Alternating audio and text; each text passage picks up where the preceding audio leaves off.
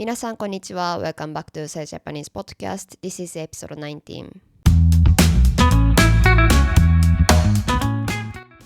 今回のエピソードは、ゼノフォビア、外国人嫌悪とか、排他主義についてです。私のポッドキャストを聞いている方々のほとんどは外国人の方、日本にとっては外国人の方だと思うので、聞いていて全く楽しい話ではないですけれども、日本のいいところも悪いところも含めて、いろんなことを知ってほしいと思っていますし、あとは私は外国人のフォロワーの方々からもいろんな話を聞きますし、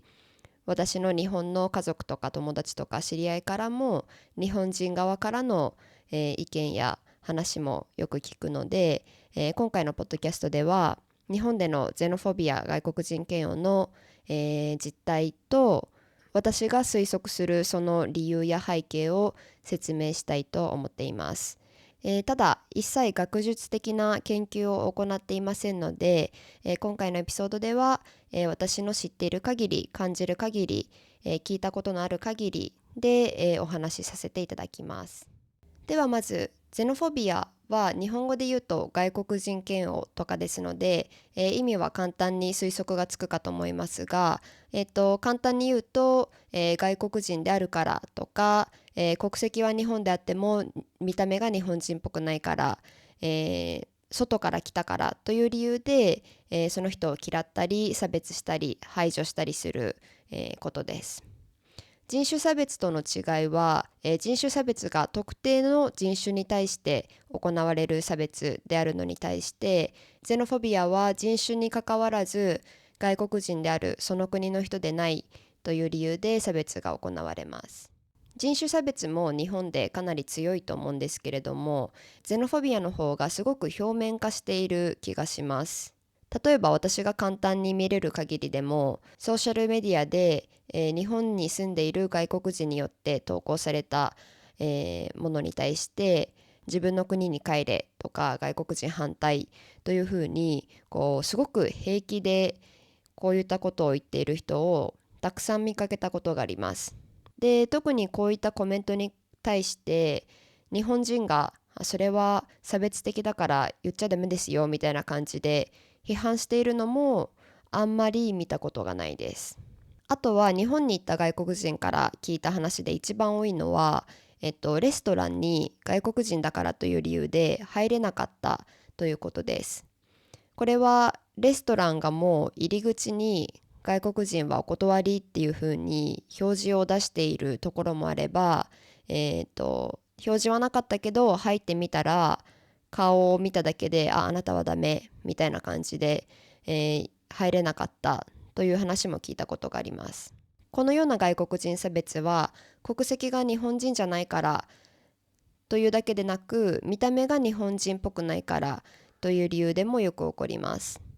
例えば私が中学生小学生だった時、もう15年前になりますが、学校に片方の親が日本人じゃない子は何人かいたんですね。それが見た目から簡単に判断できますので、周りの子供がお前外国人なのかハーフなのか親何人みたいなすごく意地悪な口調で、いじめているのを見たことがありますが、こういった時にそう私のお母さんは何人っていうふうに答える人はほとんどいなくて、みんないや私は日本人です絶対日本人っていうふうに、言っていました。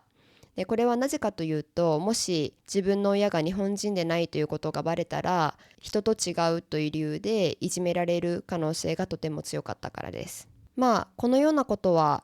他の国でもとてもよく起こると思います。例えば今私が住んでいるスペインでもアパートのオーナーが平気で彼女は白人じゃないからダメみたいなことを言ったり、人種差別的な発言や行動を見るのはものすごく当たり前ですね。ほぼ毎日目にしています。なのでここでは私が考える日本でゼノフォビアが強い日本特有の理由や背景を、3つご紹介いたします。これはあくまでも推測ですので、何か違う意見のある方がいたらぜひコメントしてください。ではまず1つ目に、日本が長い間単一民族国家であったことが、挙げられます。大陸にある国のように、昔からいろんな人種や民族が行き来していたのに比べて、日本には長い間日本人しかいませんでしたし、歴史上海外との交流をほぼ禁止していたという時代もあります。今日本では、特に東京とか大きな都市では外国人を見かけることはごく普通になりましたが、10年20年前くらいまではまだ外国人だからというだけで物珍しい目で見られることも多かったかと思います。さっき言ったように他の国でも、肌の色などを理由にいじめられることは、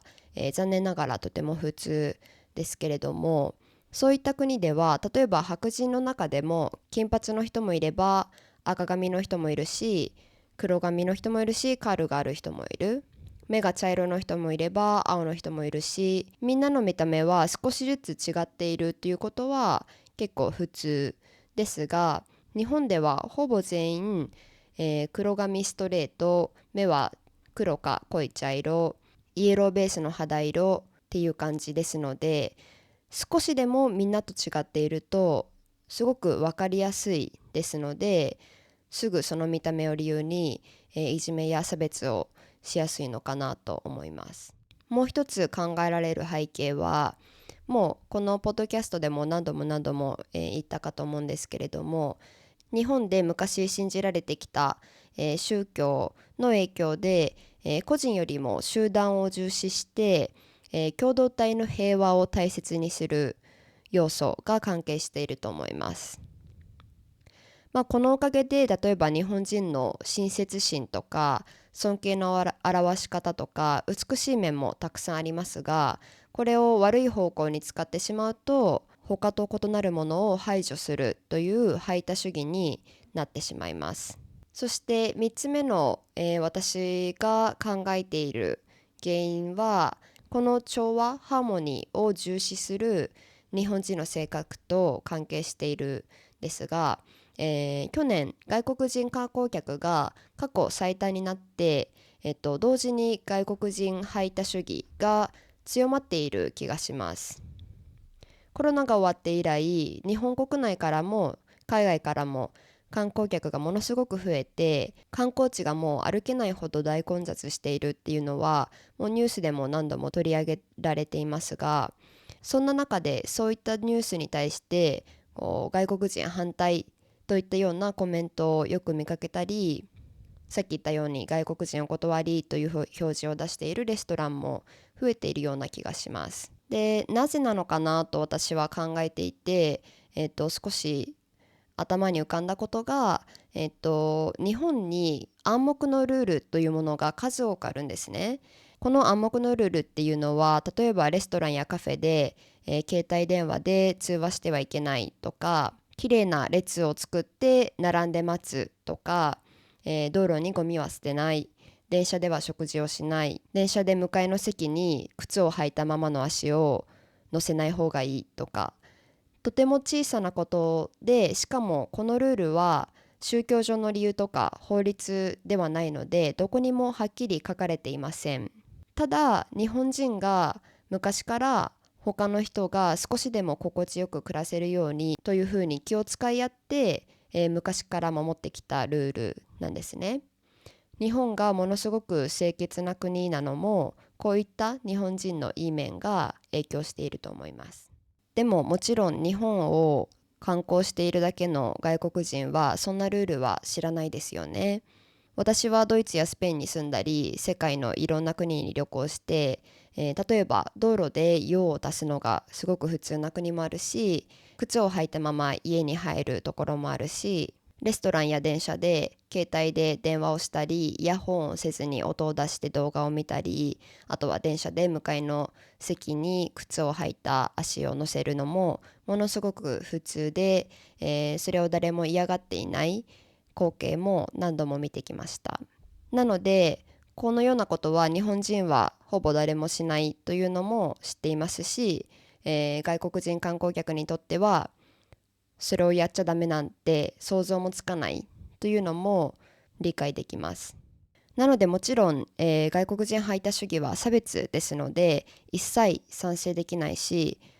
完全になくなるべきですけれども、日本人が少し外国人が増えることで日本の文化も知っているし、日本の外の文化も知っている私にとっては、日本人が頑張って守り続けてきた秩序と、その秩序を守るための暗黙のルールなんてもちろん知らないし、学びたくてもどこにも書かれていないので学べない外国人の間で少し複雑な関係が出来上がっているのかなと思うことがあります。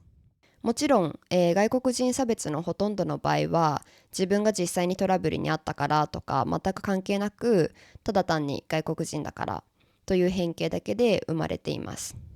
なのでこれに関しては本当にまず日本人がまずはこういったことに関する教育を受けて、まずは自分たちが差別的な考えや行動をしているということを自覚しないといけないと思います。ただ最近私の周りの日本人の中でも昔は海外大好きだし、人種に関わらずどんな外国人とも交流するのが大好き、日本でも外国でもといった人たちが最近あまりにもルールを守っていない外国人を多く見かけてちょっとびっくりしているという人も、増えてきました。なのでそれに関してはそこに住んでいる日本人もそこを訪れている外国人も、みんなが気持ちよく過ごせるような方法が見つかったらいいなと思っています。皆さんの中で日本にいたことのある人や日本に住んでいる方々は、どんな体験をしてどんなことを感じましたか？ぜひコメント欄でシェアしてください。それでは最後まで聞いてくれてありがとうございました。また次回のエピソードでお会いしましょう。